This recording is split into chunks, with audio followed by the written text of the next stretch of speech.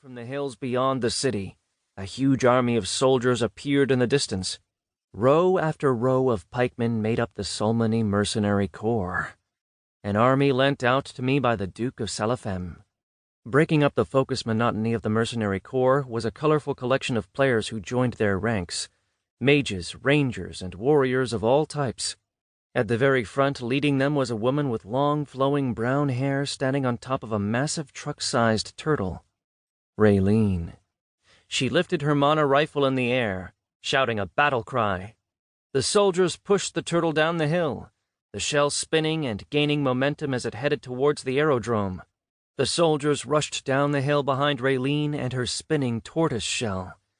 The turtle shell broke through the glass of the aerodrome, damaging a large number of enemy airships. The Arethkarians directed their attention to the incoming ground attack, sending more of their militia towards the ground assault. Arethkarian soldiers rushed to meet our own on the muddy battlefield. Their heavy armor clanked and creaked as they charged towards our incoming swarm, swords raised. Metal clashed on metal. Critical spear hits laid a dent on the weak points of their armor. Blood spurted across the field. Raylene emerged from her turtle's shell and headshotted an enemy soldier to the ground.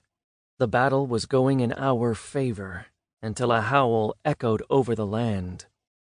Uh-oh. The enslaved miners turned towards the battlefield. Shadowy black smoke poured out from their slave necklaces.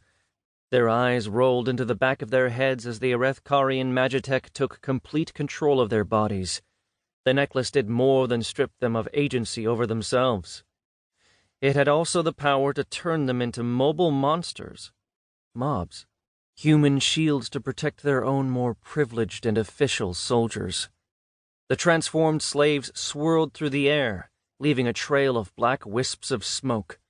Above their status bars was the nameplate for what they had become, shadow crawlers. The monstrous reinforcements crashed into the battle like meteors, leaving craters of dismembered limbs and puddles of blood in their wake. The shadow crawlers shook off the dirt and loose flesh from their persons and swarmed into the battlefield. They held their claws out and dragged their thick, deadly fingers across the front lines like lawn-mowing scythes. They sliced through the mercenary corps with ease. Soldiers screamed out in agony as their health points plummeted to 0. I grimaced at the sight of so many of our soldiers dying, but we'd be able to revive them later, if we won this battle.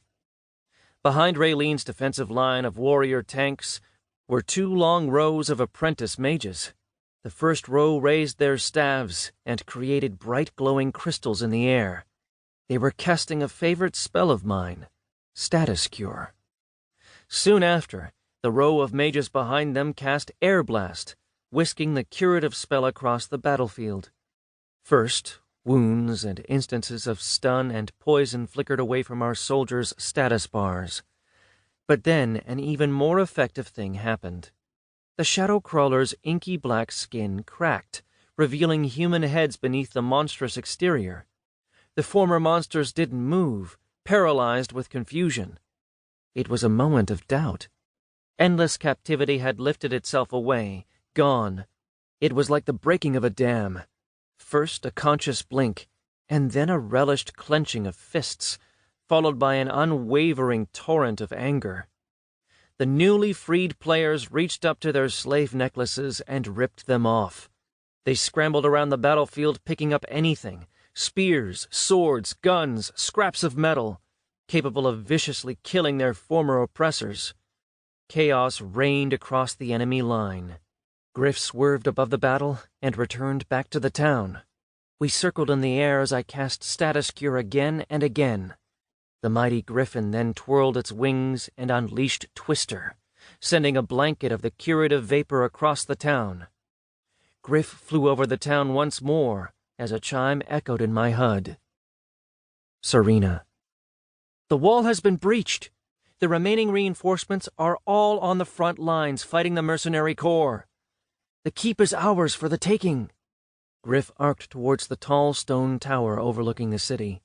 A group of 4 players ran up the stone steps leading to the keep's entrance. Griff flapped his wings and landed on the steps. Well, look who decided to come.